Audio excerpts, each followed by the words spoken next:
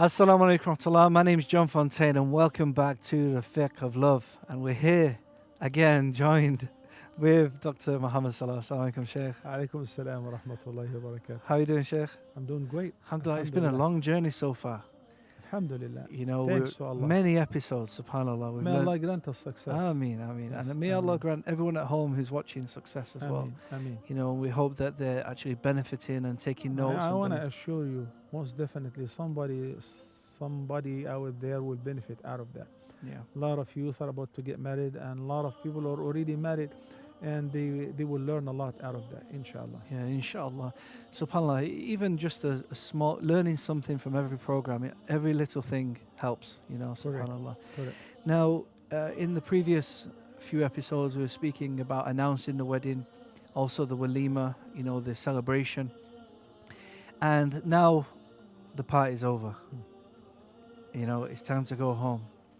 And the drums have stopped beating, and the heart is now beating. So today You're I a want poet, to mashallah. I heard you were a singer too. before Islam, yeah, alhamdulillah. You know, you used to sing the marriage and love. They Yeah, go hand in hand. yeah, the famous song, Love and Marriage, they go together like a horse and carriage. So, you know, You're gonna be saying that on the night of consummating the marriage. well, you know, actually, let's start with that. You know, it's the night of the night of, you know, the wedding night, and you know, maybe the man can serenade his wife. He could sing her a song or say a poem, you know, something to woo her, as they say. Yeah, let's talk about that. As a matter of fact, there are a lot of things which people think they're haram. Well, they're not haram. And there are also, on the other hand, other things which people think they're halal, but they are definitely haram. You gotta be very careful and distance yourself from. So we'll address this today, inshallah. In the night of consummating the marriage, in Arabic and in Fiqh, it's called dukhul. So that he enters upon his wife or she enters upon him when she moves to his house. So in Fiqh they say دخل بها, يعني he consummated the marriage already. And we said before, the consummation from a Fiqh perspective counts as if once they enter into the flat, their apartment, their chamber, and they close the doors, so they are by themselves, where nothing interrupts them from having a complete intimacy. Even if it doesn't happen, officially marriage has been consummated as far as the ahkam, rules and regulations, and so on. The Prophet ﷺ taught us some beautiful etiquette on that particular night. Two people who never been together for the first time on the first night. Nowadays, due to watching movies and, you know, the world has become like a small village, so what is happening in Las Vegas is being watched even in Muslim countries. So the youth are kind of educated, but not necessarily on the positive side. We want to educate them from the Sunnah side, what they should do. So the Prophet ﷺ taught us on that night and before the consummation of the marriage, once you are with her alone and you're officially married, people have left and it's just you and her, the Prophet ﷺ advised something beautiful. A dua or the prayer is the most efficient means of achieving anything. We hope and we pray that this marriage would last. And finally, we've come to the point where, as you said, the drums stop beating and the heart started beating. So the Prophet ﷺ advised that to put your hand, you're the man, you take the initiative. She's very shy. So you put your hand on her forehead and you supplicate, Allahumma inni as'aluka min khayriha wa khayra ma jabaltaha alayh. Oh Allah, I ask you her goodness and whatever goodness that you put on her. And I seek refuge with you against any evil that may come out of that. So this supplication is very important and is very beautiful. Also, some of the companions suggested to start off the night with praying 2 rak'ahs. Mm. You see, the scholars and the companions cared a lot about pleasing Allah even on that night in order to be pleased by Allah, in order to be happy. Mm. On the other hand, you find people because the girl is wearing full makeup, she missed Dhuhr, Asr, Maghrib, and Isha. Why she cannot perform wudu? If she makes wudu, she will mess up her makeup. Mm. And the guy is wearing the nice suit, and he's worried that if he were to fold his sleeves, they will wrinkle and so on. Mm. So they miss the prayers. Mm. No, no, no, no, no, no. Whenever it is the prayer time, I'm not a musafir. Mm. Offer your prayer. Mm. And don't worry about the makeup. Yeah, Don't worry about subhanallah. anything. And even before starting kissing and hugging and say, finally, honey, we're together alone and we achieved our dream. Allahu Akbar. You make wudu. If it was Isha, if it was Maghrib, you pray. And if there was no prayer, mashallah, you offered all the prayers. Pray 2 rak'ahs nafila. Mm. You're the imam and she prays behind you, the ma'moom. Wallahi, John, that is the greatest beginning ever. Subhanallah. And that inshallah secures the sustainability of the marriage and a happy inshallah wedding. Subhanallah. You know, Sheikh, I once heard a Sheikh comment on the Salah, you know, at the wedding night, you know, offering 2 rak'ah, and he said it's kind of a reflection of the marriage to come, that the husband is the imam, you know, his wife is following. If he makes a mistake, she's going to correct him and help him, subhanallah. And as you said, it's a beautiful Akhi, beginning. It means both of them are on the same page. Yeah. And their aim and their priority is to please the Almighty Allah. You know, everybody is excited. They want to get into conclusion. Yes. Finally, we're alone. We want to get intimate. Subhanallah. But we want to say, thank you, Allah, for giving us this opportunity, for making it happen. Sheikh, in some cultures we see that the man either feeds the woman or gives her some milk. Is this prescribed in Islam? It's prescribed in Islam to do that on every single night, not only on the night of consummating the marriage. The Prophet sallallahu alaihi wasallam used to do that with Aisha, and he said, you know, he said a couple things. He said, "Inna fi bud'i ahadikum sadaqa." Whenever you have an intimate relationship with your wife, or a wife having an intimate relationship with her husband, they will be rewarded for that. The companions were surprised because this is sex, you know, sexual relations, having sexual relations, and will be rewarded.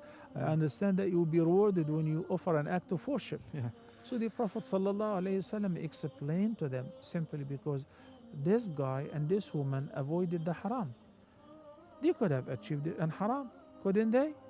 Of course, but they avoided that and they sought the halal. They resorted to what is lawful. So the Almighty Allah will reward them both, and they will receive a reward for enjoying an intimacy in a lawful fashion. Sheikh, you know, of course, as Muslims, you know, we wait until marriage before any kind of sexual relations. And often, not just with the women, but even with the men, it's quite nerve-wracking. It's a scary thing, you know, if you've never been in that situation before. It can be very a scary thing, you know, especially for the women. Maybe they think, you know, how can they cope? That's why these practices, which we discussed earlier, break the ice. Yeah. You know, when you pray together, when you pray for her and you make the supplication, and then when you eat together, and the Prophet ﷺ says, حتى اللقمة تضعها في فم رأتك صدقة. And you're eating together, just you and her, nice, beautiful dinner. So you say, honey, take this from me. This is a reward. You're rewarded for feeding her. She feeds you too. And you start off your life by words of love, by compliments, by showing her how much you're appreciative and thankful to Allah subhanahu wa ta'ala for blessing me with such beautiful bride. You're the best and the most beautiful woman on earth. It's okay to say that. It's okay to say poetry. And it's okay for her to sing for you. And it's okay for you to enjoy each other together in all the lawful means. No restrictions on that night except what Allah has made forbidden. So how would, I know this might seem a bit detailed if you like, but how would one kind of go about doing this? You know, You know, one of the benefits of having, mashallah, several wives for the Prophet sallallahu alaihi wasallam was to teach us how would the Prophet sallallahu alaihi wasallam deal with his wives while he is the greatest man and the most righteous at large. So there are a lot of lessons we're going to learn from the relationship of the Prophet ﷺ with his spouses and what they transmitted to us in this regard. But definitely, you gotta begin off this relationship with, you know, in English they call it foreplay, the kissing and the hugging, and most important than that, easing the way through soothing the relationship with good words. Jazakallah khair, Sheikh. We'll just take a short break and we'll be back to continue this, inshallah. Join us after the break on the Fiqh of Love.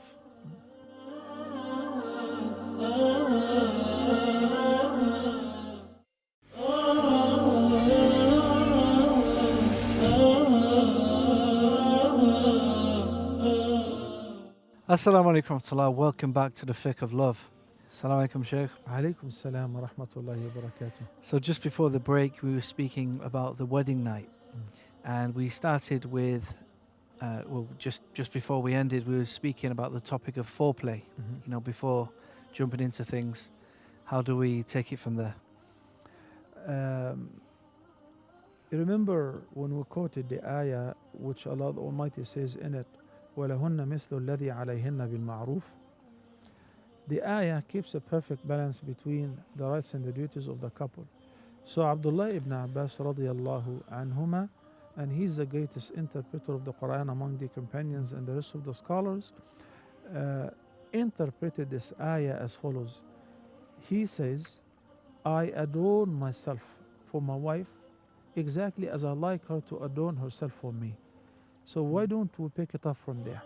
How do you like your wife to be for you on that night or before having an intimate relationship? Many people complain that she's not ready, she's not wearing makeup, she's not taking care of her hygiene, etc. Many people do in the marriage counseling. What about you? So Abdullah ibn Abbas, and this is more than 1400 years ago, you like your wife to wear makeup. You're not gonna wear makeup, but you wear perfume. You wear nice musk or nice perfume, and you like to see her comb her hair, doing hairstyle, and dressing up nicely. Likewise. So maybe after the wedding party, you're sweating, you know, because it was crowded and so on. Do not jump into conclusion. Take a nice bath, comb your hair, wear nice perfume, okay? Have a nice chat before.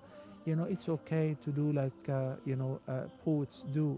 You stare at her and say, you know what, I feel you're the most beautiful woman in the world. It's okay. It's okay to say that. And perhaps this is how we see her, you know? What if, is it okay to lie in this situation? Why as well? lie? Because you only married her because you think she's the most beautiful woman in the world. I mean, there is no need to lie. You know, if you had another choice, or if you thought that somebody is better, why would you marry this person? Likewise. So when she says to him that you're the man of my dream, that actually builds up and strengthens the relationship between both of them. The man of the dreams, not the man of the nightmares. Exactly. And in addition to that, keep in mind that the concept of consummating the marriage, it is not a must to be done on that particular night. Muslim girls are modest. Muslim girls, unlike even in the West, unlike others, so they do not watch porn. They've never been in a relationship, and the virgin girls are very shy, and maybe they're very scared as well. Okay, they don't have an experience, and Muslim men likewise. So if you fail to achieve the consummation of the marriage on that night, no big deal. Maybe tomorrow, maybe later, as long as you're not ready now until you're ready. But do not push. And if the other party is scared or is frightened, try to calm them, or her or him. It depends on who is actually scared. Sheikh, you know, in this day and age, we have a problem with porn. A lot of people are desensitized to sex. There's even statistics that in the Muslim countries, actually, porn is quite high. Correct. I actually think of that in a different way, because in the non-Muslim countries, zina is more high. So you have to balance it. But as you say, people are watching porn, and sometimes maybe the man or the woman is actually encouraging their partner to watch this. Is this permissible? Number one, watching porn is a leading cause of divorce Mm. nowadays. I'm talking about among Muslims. In Muslims and in Arabic societies, when the man assumes that his wife will be all of those, sorry for the word, prostitutes that he watches, that's not going to happen. When you read the documentaries about those guys taking drugs, being numb in order to perform in such evil scenes, that your wife is a modest woman. Your wife is a decent woman. She's not like those guys. So what happens, his expectations are not being met, and that actually leads to divorce. It can happen on the other side as well. So we gotta understand that among the evil effects of watching porn, it can and most likely it leads to divorce and failure in the sexual life between the couple. Yeah. So here a guy is a porn addict, and he's marrying a modest girl. She's never been with a man before. She has never seen the genitals before or a man in the nude before, and he assumed that she's gonna be a porn star. Definitely he's gonna break her. Definitely he's gonna cause a huge damage for her. So the person has to make tawbah first and has to try to eliminate those evil scenes and thoughts from his mind and realize that he's dealing with a modest human being, not with a porn performer or porn star. If he wants to maintain this marriage life, otherwise, I can assure you, she will never be able to give him what he sees in what he watches. Because you see this a lot. I mean, I get many messages on social media, brothers who they're saying they have problems with this, and if this is before marriage, and it's really setting you up for destruction. Really, it's something even for the non-Muslim, the non-married people out there, that they really need to tackle this problem as soon as possible. You see the divine wisdom in the ayah number 30, chapter number 24, Surah An-Nur, when the Almighty Allah commanded Prophet Muhammad sallallahu alaihi wasallam as follows: قل للمؤمنين يغضوا من أبصارهم ويحفظوا فروجهم ذلك أزكى لهم. What actually leads to guarding one's chastity and protecting him against falling into adultery or fornication is the modesty of lowering his gaze, and in the following ayah, her gaze. Whenever they see something, even by accident, they lower their gaze, so that they will be protected against falling into zina. But a person who is sitting and staring and watching, he or she is most likely to indulge into this act of zina. And no modest spouse can offer you what you see, because this is all fake, delusion. Sheikh, of course, with men, maybe they've not pleased their wife. Do both men and women equally have the right to be sexually pleased by their spouse? Correct. Satisfying the physical desire of both parties is something essential for the maintenance of marriage. And unlike what most people think, it's only the man's desire and demand. We have some cases where the wife is complaining in marriage counseling that the husband is not is not performing properly in bed, and she doesn't feel satisfied. And as a matter of fact, in some cases, that led to separation and divorce. So there are some clinical diagnoses which needs medical attention. I mean, would it be permissible to use medication in Of viagra course. and things like Of this? course, there are some natural aphrodisiac foods, fruits, particular honey, black seed, and if that doesn't work, or if it works and the doctor just prescribes you some medication which assists you to function in this intimate relationship, as long as it doesn't have those severe side effects which may affect your heart or your body functions, it is permissible, because it's not only the man who needs to be satisfied physically, but also the woman. I also want to remind people as well, and for you to elaborate on this point, which is after intercourse as well, what do we need to do? Because of course, as we mentioned, we started with the Salah. At some point we're going to have to pray Salah. We have to make ghusl and things like this. Yeah, I will be more than happy to address this, but still I want to comment on, sometimes the couple experience some trouble on consummating the marriage on that night. So the man has to be wise enough to assure his bride, saying, honey, it's okay, it doesn't matter, no problem. We'll try later. Perhaps when we go out, when we go for the honeymoon, when let's go to another hotel, and I'd like to bring to the attention of the viewers, be very careful, because some hotels, unfortunately, they install some hidden cameras. So you gotta be very careful with what you do in the hotel rooms, especially the couple who are newlywed. So assuring your wife that it is not the end of the world, and I love you in any condition, and we'll try it later, some other time, that give her confidence, self-esteem. It doesn't break her. She doesn't fall into depression. Okay, you gotta understand also, girls who never been out of their parents' houses, and all of a sudden she's not in her room, she's not with her dolls, she's in the arms of a man for the first time, isn't easy. Okay, so take it easy.